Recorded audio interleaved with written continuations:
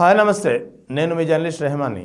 ఆంధ్రప్రదేశ్ కూటమి ప్రభుత్వానికి ఒకదాని వెంట ఒక షాక్ తగులుతోంది. ముఖ్యంగా ల్యాండ్ టైటిలింగ్ యాక్ట్ విషయంలో కావచ్చు, భోగాపురం ఎయిర్పోర్ట్ క్రెడిట్ విషయంలో కావచ్చు, ఇటు అమరావతి సెకండ్ ఫేజ్లో కావచ్చు, ఇలా తను తీసుకున్న నిర్ణయాలన్నీ లేదా గత ప్రభుత్వంపై వేసినటువంటి ఆరోపణలని ఒక్కొక్కటిగా అవాస్తవాలని తేలేటప్పటికీ ప్రభుత్వానికి ఏం చేయాలో తోచని పరిస్థితి ఏర్పడుతోంది. ముఖ్యంగా కల్తీ లడ్డు నెయ్యి వ్యవహారం, తిరుమల లడ్డు వ్యవహారంలో వైఎస్ జగన్ ప్రభుత్వంపై చాలా ఆరోపణలు చేశారు. ముఖ్యంగా ప్రభుత్వాధినేతలు ముఖ్యమంత్రి చంద్రబాబు నాయుడు, అటు డిప్యూటీ సీఎం పవన్ కళ్యాణ్ సహా కూటమి నేతలంతా పెద్ద ఎత్తున వైఎస్ జగన్ ప్రభుత్వంపై ఆరోపణలు చేయడమే కాకుండా ఒక దుష్ప్రచారాన్ని ఒక క్యాంపైనింగ్లా చేపట్టిన పరిస్థితి.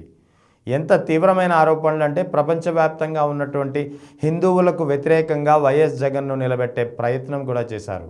తిరుమల లడ్డు తయారీలో వాడినటువంటి నెయ్యిలో ఆవు కొవ్వు, పంది కొవ్వు, జంతువుల కొవ్వు కలిసిందనేది కూటమి ప్రభుత్వ నేతలు, ముఖ్యంగా ముఖ్యమంత్రి చంద్రబాబు సహా డిప్యూటీ సీఎం పవన్ కళ్యాణ్ సహా అందరూ చేసినటువంటి తీవ్రమైనటువంటి ఆరోపణలు. సో ఒక దశలో చాలామంది ఇది నిజమని నమ్మారు. వైఎస్ జగన్పై విమర్శలు ఎక్కుపట్టిన పరిస్థితి. వైఎస్ జగన్ ఏ విధంగా అయితే ఒక హిందూ వ్యతిరేకగా చిత్రీకరించే ప్రయత్నాన్ని చేశారో ఆ ప్రయత్నంలో చాలా వరకు సఫలమయ్యామని చెప్పి మురిసిపోయిన పరిస్థితి కూటమి నేతలది.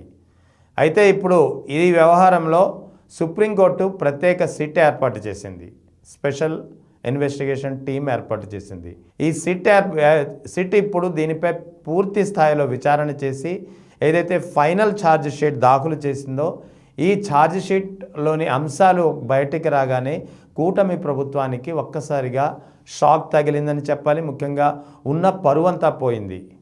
తాము ఇన్నాళ్ళు చేసింది ముఖ్యంగా వైఎస్ జగన్ ఇరుకున పెట్టేందుకు, వైఎస్ జగన్ను బద్నాం చేసేందుకు, తిరుమల లడ్డూ విషయంలో ఏ విధంగా అయితే దుష్ప్రచారం చేశామో అదంతా అవాస్తవమని సిట్ ఫైనల్ ఛార్జ్ షీట్లో తేలేసరికి ఇప్పుడు ఏం చేయాలో దిక్కుతోచని పరిస్థితి.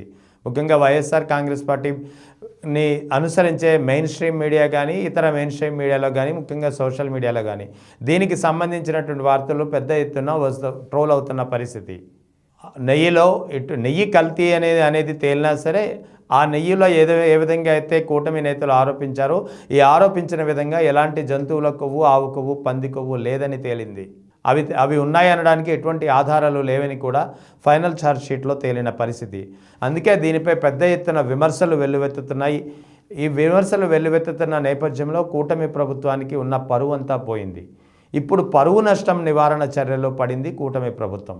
ఎందుకంటే సిట్ నివేదికను పూర్తి స్థాయిలో తెచ్చుకుని దాన్ని స్టడీ చేసి ఇక దానిపై అందులోని అంశాల ఆధారంగా వైఎస్ఆర్ కాంగ్రెస్ పార్టీ నేతలపై కానీ, వైఎస్ జగన్పై కానీ కౌంటర్ చేయాలంటూ ముఖ్యమంత్రి చంద్రబాబు నాయుడు కేబినెట్ సమావేశంలో మంత్రులకు దిశానిర్దేశం చేశారు. వాస్తవానికి వ్యవస్థలో ఎక్కడైనా ఏదైనా తప్పు జరిగితే దానిపై సిట్ అనేది ఏర్పాటు చేయడం, ఆ సిట్ నివేదిక ఆధారంగా చర్యలు తీసుకోవడం అనేది సహజం.